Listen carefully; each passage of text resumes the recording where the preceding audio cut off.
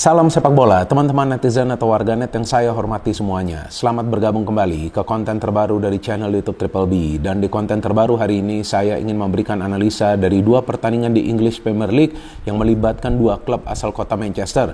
Yang pertama antara West Ham United versus Manchester City yang berakhir untuk kemenangan Manchester City dengan skor 1-3. Dan yang kedua antara Manchester United versus Brighton yang berakhir untuk kemenangan Brighton dengan skor 1-3. Dengan hasil akhir ini berarti Manchester City meraih 5 kali kemenangan secara beruntun dan untuk sementara berada di posisi puncak klasemen sementara, sedangkan bagi West Ham ini merupakan kekalahan pertama mereka musim ini.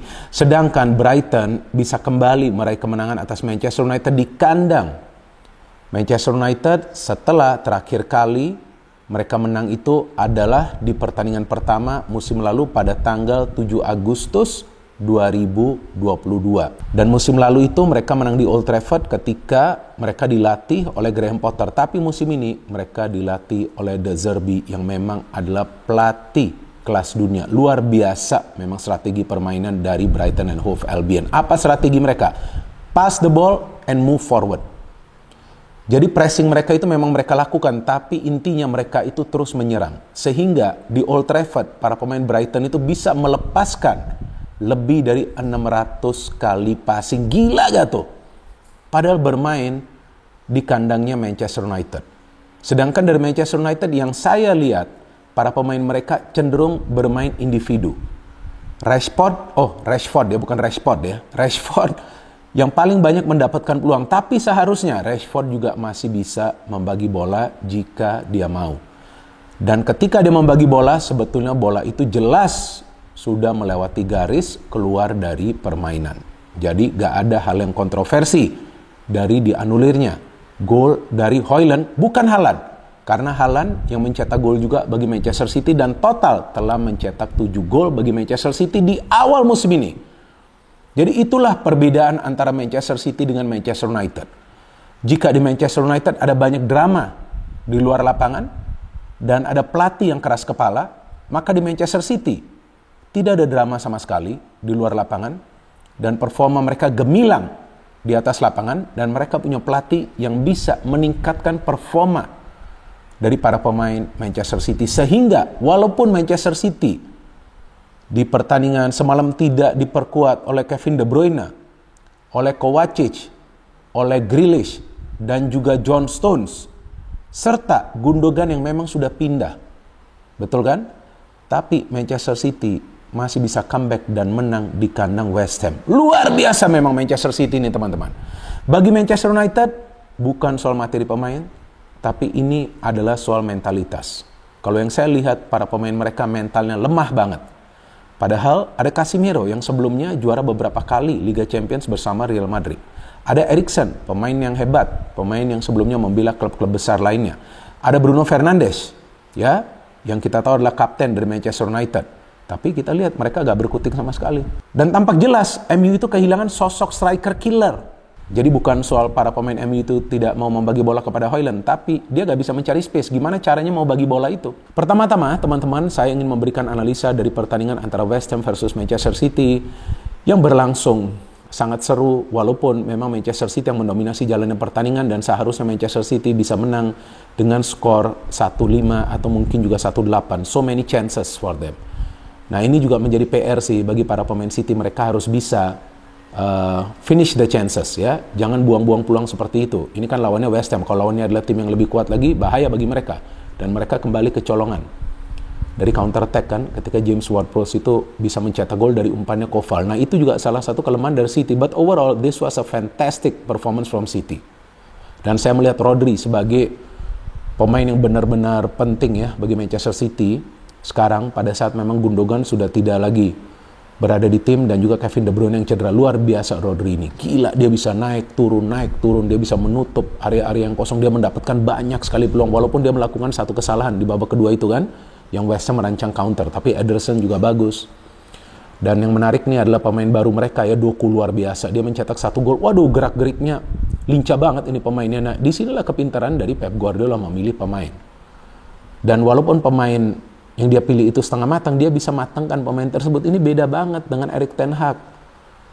Jadi Erik ten Hag saya masih ingat sebelumnya musim lalu mengatakan bahwa akan ada era baru. Era baru dari mana?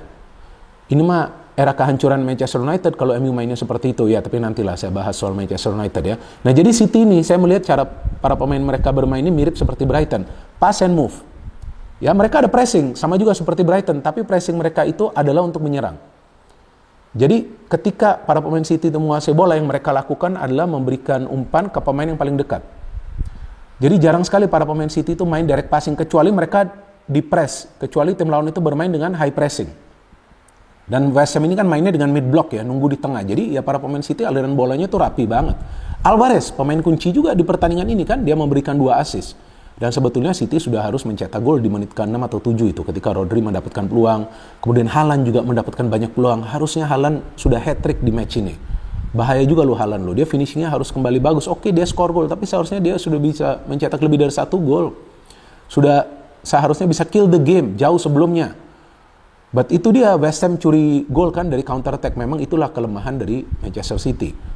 Dan akhirnya di babak kedua kita lihat dari pertukaran passing antara Alvarez dengan Doku, luar biasa Doku ini ya. Waduh, dia gocek, dia shooting 1-1. Saya udah feeling inilah sekarang City akan meledak. Jadi memang City ini permainannya sih udah gak ada obatnya lah ya. Apotek tutup lah. Istilahnya kan seperti itu. Cakep sekali. Alvarez sebagai second striker bisa feeding bola secara bagus. Dan mereka bisa menciptakan belasan peluang di kandang tim lawan, belasan peluang yang berbahaya, puluhan peluang secara total. Dan akhirnya Alvarez memberikan umpan luar biasa itu kepada Silva yang dinilai mencetak gol, padahal ada Haaland juga di garis gawang. Dan kemudian Rodri juga, saya lupa apakah sebelum gol ini atau sesudah gol ini yang dia memberikan umpan lob itu kepada Haaland. Waduh, cakep itu ya. Memang jadi City ini punya banyak pemain yang kreatif yang bisa feeding bola ke depan. Jadi tidak hanya mengandalkan pemain dari sayap. Jadi serangan mereka ini bervariasi teman-teman. Dan akhirnya City bisa melengkapi kemenangan ketika Silva memberikan umpan terukur kepada Haaland yang bisa melakukan finishing yang bagus. Sehingga City meraih kemenangan dengan skor 1-3. Dan ini merupakan kemenangan kelima secara beruntun bagi Manchester City, luar biasa. Banyak yang mengatakan bahwa kemungkinan City lagi akan menjadi juara, tapi kita tunggulah. Kan masih ada Arsenal dan Liverpool yang juga formnya lagi bagus ya di awal musim ini. Dan sekarang saya ingin membahas pertandingan antara Manchester United versus Brighton. This is a good game for Brighton, bukan for Manchester United. Mungkin yang merupakan diehard fan dari Manchester United akan mengatakan, ya kan MU gak full team. Ya kan MU tidak punya sosok striker di depan ya, atau striker killer seperti yang tadi saya katakan. Ya betul, kalau striker killer itu betul, MU tidak punya striker killer. Tapi kalau MU tidak full team, ya itu seharusnya bukan alasan, karena City juga tidak full team. Dan pelatih dari Brighton, De Zerbi, melakukan 6 perubahan di lineup, but still they can win the game. Which means what? The system work. Jadi sistemnya berjalan bagi Brighton. Jadi para pemain mereka menikmati jalannya pertandingan. Tampak jelas para pemain mereka tuh gak punya beban bermain di Old Trafford, padahal mereka bermain di kandang tim lawan. Mereka enjoy the game. Ini bedanya dengan para pemain MU, tampaknya mereka bermain dengan beban yang besar. Mungkin juga karena sebelumnya mereka kalah kan, dan mereka ingin mendapatkan 3 poin lagi untuk bisa berada di zona papan atas. Tapi cara bermainnya itu harus benar. Nah, saya melihat Casemiro, Eriksen, dan juga McTominay gak jalan sih di tengah. Mereka lamban banget. Beda dengan para pemain Brighton yang mengandalkan kecepatan ketika mereka menguasai bola dengan kemampuan mereka memberikan passing ke pemain yang berada di free position. Jadi passing and movement dari para pemain Brighton itu sangat baik. Sinkronisasinya itu ada. Tidak dengan para pemain Manchester United. Dan memang sih di 15 menit awal jalannya pertandingan MU lebih dominan. Bahkan Rashford hampir mencetak gol kan, ketika dia mendapatkan peluang itu. Tapi itulah Rashford. Kebanyakan cuma gocek shooting. Ya memang musim lalu dia mencetak banyak gol, tapi dia juga harus berpikir untuk passing bola itu. Bruno gak begitu dominan di pertandingan ini kan. Tampak down dia. Eriksen terlambat untuk menutup Gross ketika Gross itu mencetak gol. But saya ingin membahas gol pertama dari Brighton ya. Nah, setelah 15 menit baru Brighton mulai pegang kendali dalam permainan. Dan mereka bisa mencetak gol dari belakang loh, dari lini pertahanan loh. Dan satu hal menarik lainnya dari Brighton nih teman-teman, yang perlu saya sampaikan kepada kalian, bahwa Brighton itu punya pemain-pemain yang tidak dipakai di klub mereka sebelumnya.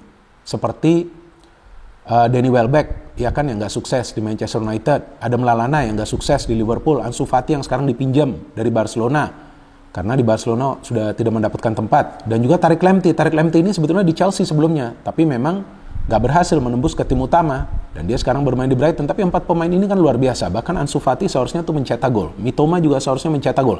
Evan Ferguson juga seharusnya mencetak gol. Seharusnya Brighton itu menang dengan skor 1-6. Jadi dalam hal ini MU yang beruntung. Mereka cuma kalah dengan skor 1-3. Dan saya pikir Erik ten Hag banyak sekali alasan. Pelatih ini terus mencari alasan, terus mencari alibi. Padahal dia sendiri juga gak becus menangani tim ini. Strateginya seperti apa? Gak bisa hanya pressing. Ayo main dengan progressive passing dengan mengandalkan umpan kombinasi lagi. Tapi enggak kan? Artinya apa? Ada kekhawatiran bagi Erik ten Hag. Sehingga dia meminta para pemain MU lebih cepat mengalirkan bola. Padahal ini bukan cara bermain dari Manchester United yang kita kenal sebelumnya kan. Bukan saja dengan Sir Alex Ferguson, tapi dengan Mourinho pun umpan-umpan pendek lebih banyak. Walaupun Mourinho dinilai gagal, padahal dia mempersembahkan banyak gelar juga bagi Manchester United. Tapi cara bermainnya kan yang dinilai tidak menghibur. Ya kita harus flashback dikit lah ya ke belakang. Memang saya lagi berapi-api nih, harus semangat dong saya memberikan analisa. So, Brighton can score a goal, build up dari belakang. Heke kalau nggak salah pemain mereka yang memberikan umpan. Kemudian Welbeck dengan Adingra, kalau nggak salah itu bertukaran passing. Adingra memberikan crossing. Lallana, Dami, dan Welbeck kan score gol. Setelah MU tertinggal, tampak para pemain mereka mentalnya langsung down. Wah, kalau para pemain MU mentalnya gak kuat, jangan haraplah mereka bisa bersaing di papan atas. And then, kita lihat bahwa para pemain Brighton lebih merajalela sebelum akhirnya mereka bisa mencetak gol kembali ya. Nah, ini dia. Saya ingin menjelaskan juga ke teman-teman, saya agak sedikit lupa. Oke, ini dia. Akhirnya mereka bisa mencetak gol kedua di babak kedua ketika Tariq Lamptey yang bertukaran passing dengan Mitoma dan memberikan umpan kepada Gross, dan kita lihat Martinez bisa ketipu begitu. Kan lucu juga ini pemain kan. Tampaknya dia sekarang poster boy nih. Bukan lagi the butcher ya, atau tukang jegal seperti yang sebelum dia dilabeli. Tampaknya dia poster boy sekarang. Masa dia bisa ketipu begitu? Gross can score a goal ketika Eriksen tidak mengawal dia. And then setelah itu mereka bisa menambah keunggulan mereka ketika Joao Pedro ya, pemain pengganti yang masuk bersama Ansu Fati. Joao Pedro can score a wonderful goal, lagi-lagi umpan dari Tariq Lamptey. Umpannya sangat bagus dari Lamptey yang dia berikan kepada Joao Pedro, dan kita lihat tidak ada yang mengawal Joao Pedro di tengah. Dan ketika sudah unggul dengan skor 0-3, MU memang lebih agresif, but they can only score one goal from Hannibal, pemain pengganti yang masuk yang dimainkan oleh Erik ten Hag. Garnacho juga masuk tapi tidak bisa berbuat banyak. Dan secara keseluruhan memang Brighton bermain jauh lebih baik daripada Manchester United. Mereka bisa menguasai jalannya pertandingan padahal bermain di Old Trafford. Mereka bisa menciptakan banyak sekali peluang emas padahal bermain di Old Trafford. Dan bagi Manchester United, yang penting adalah di next match mereka tidak boleh kalah. Apalagi nanti mereka akan bermain di Champions League. So far Erik ten Hag, dia harus bisa mengubah strategi dari Manchester United. Jangan terus main direct football, tapi harus juga bermain seperti musim lalu, umpan-umpan kombinasi. Walaupun memang banyak pemain absen, tapi strategi permainan tidak boleh dirubah. Kalau enggak, ini yang akan mengacaukan Manchester United. Dan saya harapkan Erik ten Hag bisa komunikasinya lebih baik dengan para pemain MU. Dia boleh keras, ya, dia boleh keras, dia boleh disiplin, tapi dia juga harus sedikit fleksibel kepada para pemain Manchester United karena pilihan dia juga tidak banyak. Kayak sekarang, dia dengan Sancho punya masalah. Nah kita lihat, Fernandes bermain di kanan kan nggak efektif sama sekali. No hit, no politics, only football. Salam sepak bola.